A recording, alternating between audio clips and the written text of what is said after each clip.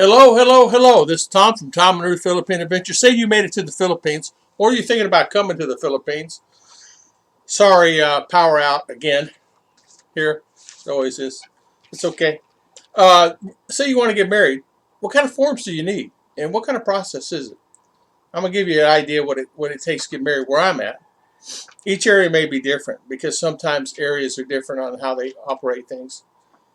Of course, you need to get your uh, letter of capacity from the Manila embassy showing that you're divorced and you're entering the country and you're divorced, and you have to produce a marriage decree, and they'll give you a letter of consideration. Once you receive that, now I think you can get it in Cebu, and I think you can get it in CDO in Davao. Not 100% positive. I know you could. Let me just say that you could at one time.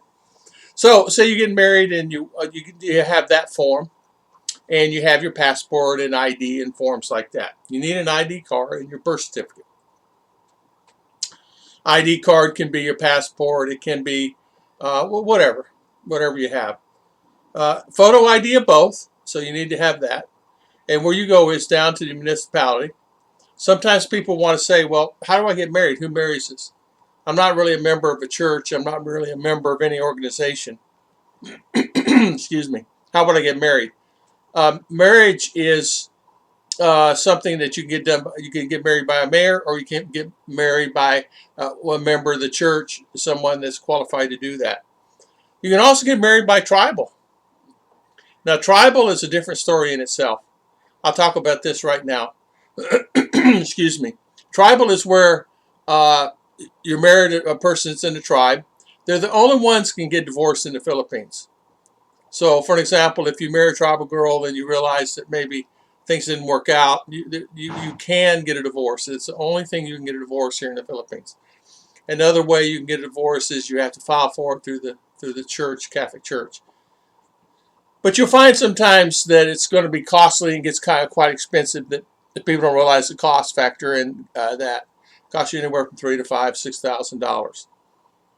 The thing is, you got to realize when you're married tribal, you may be required to give them a few goats, cattle, caribou, house, whatever the tribal leader says, and it can be quite interesting to get to that point.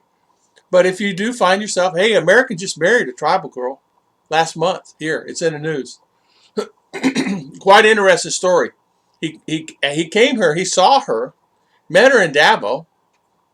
She's just panhandling on the street, and he meets her, falls in love with her, and he marries her. Okay, so they're married and they got children. They got a child all the way. Of course, the child is on its way before that, but it was on the news. So they talked about this story, but as you know, sometimes that can be quite difficult because of the language barrier. But anyway, you can get married and you can get divorced through tribe. It's supposed to get Form 8, and they give you advice on how to get married. And this particular form here in town, I'm not saying it's the same anywhere, okay? Uh, it gives you all the guidance that you need. In other words, you have to go have family planning. Yeah, it's a course. You have to also have marriage counseling. You also have to have education on family matters, meaning sex education class. And then once you have those, you have to go plant a tree from the agriculture department. So once you plant a tree and you fill out all those forms and go to those classes, one class is 8 hours. But you can bypass all those classes. The quickest way to do that is say, ma'am, I really don't want to. I'm old enough. I kind of know what all that stuff means. I don't want to go through family planning. I don't want to go through the educational class. I don't want to do this. They give what they call fast track, and you can actually pay a fee. And it ended up costing me about $30 for all the fees. 500 peso here, 300 peso here. But anyway, about $30. That's well worth it. I paid it and went to the next step. The plant a tree was the hardest thing to get out of for me. They wanted me to go plant a tree. And what you do, you have to go with someone out in the woods, and they give you a tree. You have to plant it. I said, I'm not going to ride a tricycle way out in the woods and plant a tree. I said, I'd rather pay. What's it going to cost me, basically? But I had to go through an interview with her. I think it was about an hour. Ruth and I sit there and goes, wow. Anyway, it took us around 3 to 7 days, 8 days, business days to get the paperwork and everything resolved. Some people come here and they get married within a week or 2 week period. A couple of Americans did, and they have it all done. They get it all done. They just fast track it, and they just have the wife do a lot of the work, or the fiance do a lot of work, and then they get it done. And it works out very well for you. But a lot of times, once you get all that done, then you can get married by your pastor, preacher, or whomever, or priest, or whoever's going to do the sermon, and you're set ready to go. Now, also, once that's done, make sure the paperwork's turned in. If you want to be legal, that paperwork has to be turned in. It has to go back to the municipality, which then they send it on to Manila so it can be registered. If that paperwork's not turned in, you're not married. Somebody in our family did that. And so they're not married. They didn't know it, but they didn't know it until recently. I will not say, or none of my business. But it's just one of those things that happen. And that's the thing. 20 years later, and you find yourself, we're not married? What do you mean we're not married? But that's the thing you don't realize.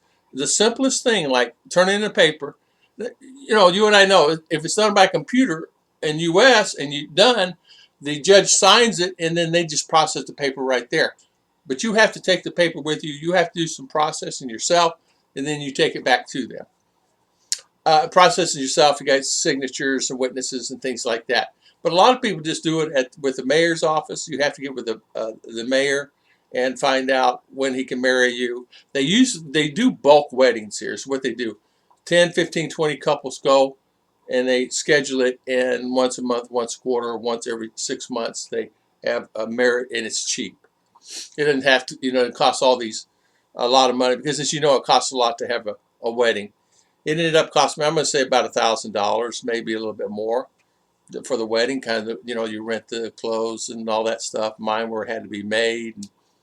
And, Ruth's, had the gowns made. So maybe $1,500 total, but still cheap in the standards of getting married. But if you want to get married, you can, and the cost isn't that bad. It can be bad, but it's really not that bad overall. So, but the main thing is getting the paperwork turned in. And they will run you around a lot. You will have a lot of paperwork.